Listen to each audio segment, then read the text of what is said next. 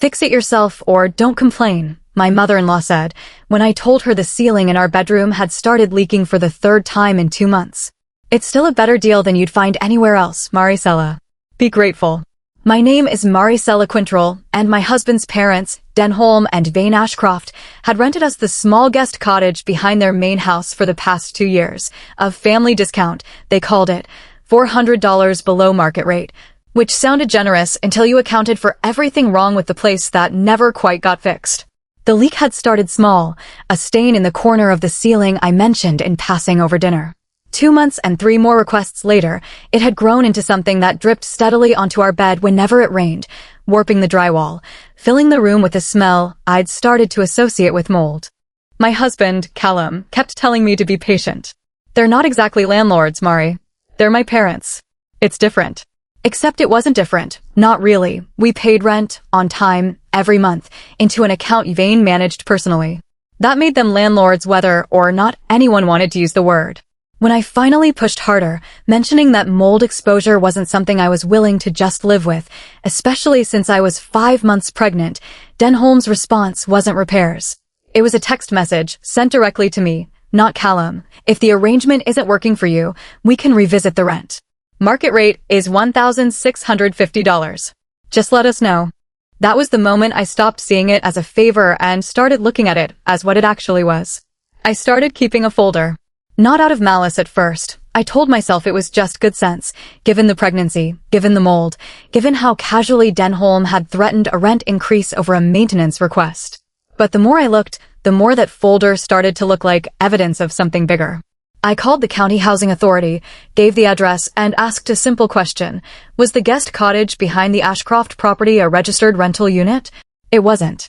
The woman on the phone was patient with me, explaining that accessory dwelling units, which the cottage clearly was, based on the description I gave her, required specific permits to be legally rented out, separate utility metering in most cases, and code compliance inspections that covered things like, notably, moisture barriers and roof integrity. None of that had ever happened. The cottage had been built 15 years earlier, according to property records I pulled myself, as a hobby studio for Vane's pottery, never converted, permitted, or inspected as a livable rental unit, despite 2 years of us paying to live in it as exactly that. I brought this to Callum that night, laying out what I'd found. He went quiet in a way that told me he already suspected something wasn't right, even if he hadn't looked closely enough to confirm it. "They've been collecting rent on an unpermitted unit," I said. "Which means every month we've paid them, they've been doing something the county doesn't allow. And now they're threatening to raise it on us instead of fixing a leak that's making me sick while I'm pregnant." "What are you saying we should do?" Callum asked, though I think he already knew the answer forming in my head. "I'm saying," I said, "that they don't get to threaten us with market rate for an apartment that legally shouldn't exist." I documented everything before I said a single word to Denholm or Vane. Photos of the leak, dated and timestamped. Every text message I'd ignored requesting repairs, screenshotted and saved. The property record showing the hobby studio classification. A written statement from the county housing office confirming, in plain language, that the structure had never been permitted for residential rental use. I also, on the advice of a friend who'd gone through a similar situation with her own landlord, requested a formal habitability inspection, something any tenant, related to their landlord or not, is entitled to request when there's an active health hazard like mold in a home they're paying to live in. The inspector came out on a Tuesday while Callum was at work. He didn't need long. Active mold growth behind the drywall confirmed. No permit on file for the structure as a rental unit confirmed. Improper electrical wiring that hadn't been up to code even when it was built as a studio 15 years earlier, which was news to me and, apparently, an entirely new problem for Denholm and Vane. The inspection report came with a formal notice. The county required either immediate remediation of the mold and code violations, or the unit would need to be vacated until brought into compliance, with the property owners facing separate fines for renting an unpermitted structure in the first place. I made 3 copies. One for our records, one for Callum's parents, and one I quietly sent, alongside my complaint documentation, to the County Code Enforcement Office, initiating an official investigation. I didn't do it out of spite. I want to be honest about that, even now.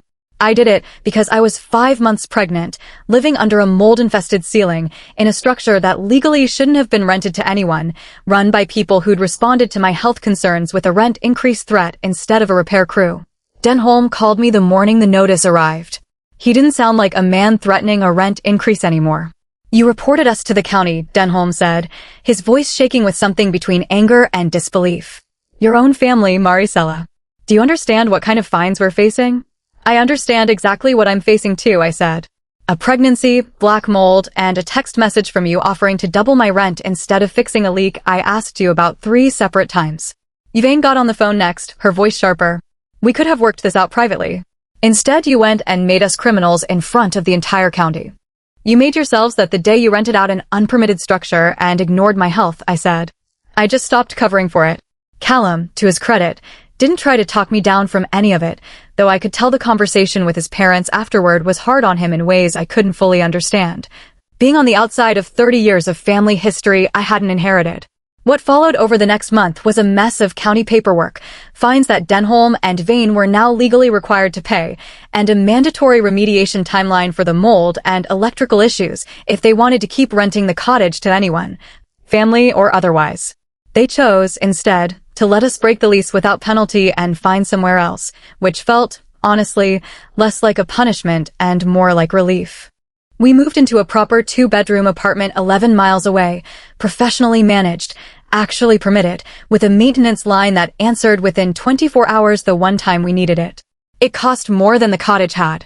It was also, unmistakably, the first place either of us had lived that treated a repair request like a repair request instead of a negotiation.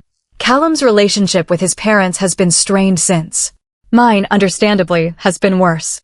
6 months later, our son Ambrose was born, healthy, in a hospital 40 minutes from that mold-filled cottage I refused to let myself think about too often. Denholm and Yvain came to the hospital. I let them, mostly for Callum's sake, mostly because I didn't want my son's earliest memories of family, even second-hand ones told to him later, to include his mother refusing his grandparents' entry. But something had shifted permanently between us, something I don't think any of us expected to fully repair. What surprised me most, in the months since, was learning we hadn't been the only family members they'd rented that cottage to over the years, always at a family discount, always with the same pattern of ignored repairs and quiet threats when anyone pushed back. Callum's cousin, Delphine, had lived there for 8 months 2 years before us and mentioned, almost in passing at a family dinner, that she dealt with a similar leak that never got properly fixed either. I just paid a plumber myself, Delphine said, when I told her what had happened with us. Didn't seem worth the fight. I understood, suddenly, why Denholm and Yvain had been so confident threatening a rent increase instead of a repair. It had worked, quietly, for years, on family members who valued peace over confrontation more than I apparently did. I don't regret making the call to the county.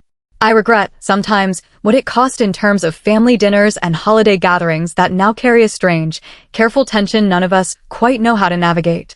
But I think about that mold spreading behind our bedroom wall while I was 5 months pregnant, and Denholm's text offering to double our rent instead of sending someone to fix it, and I know exactly which version of myself I'd choose again if given the option.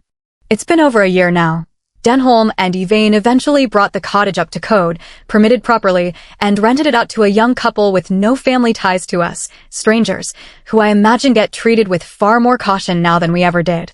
There's a certain irony in that I can't quite let go of. It took a stranger's rent check for them to finally follow the law, when their own pregnant daughter-in-law living under black mold hadn't been enough. Callum and I still see them for major holidays, carefully, with a politeness that feels more like a truce than a relationship. Ambrose knows them as his grandparents, and I've made peace with the fact that my son will have his own version of that relationship, separate from mine, one I won't try to poison with everything I still carry from that year. Delphine and I talk more now than we ever did before this happened.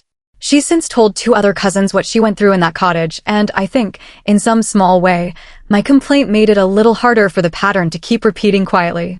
I don't think Denholm has ever actually apologized. Not really. Not beyond a stiff, "We've made changes," muttered at Ambrose's first birthday party, which I accepted only because arguing about it in front of a room of relatives felt pointless.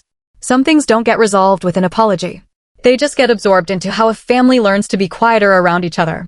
So here's what I keep wondering. If your own in-laws threatened to raise your rent instead of fixing a genuine health hazard while you were pregnant, would you have reported them the way I did, even knowing it might permanently change the family? Or would you have found a way to just quietly pay for the repairs yourself, the way Delphine did, to avoid the fallout entirely?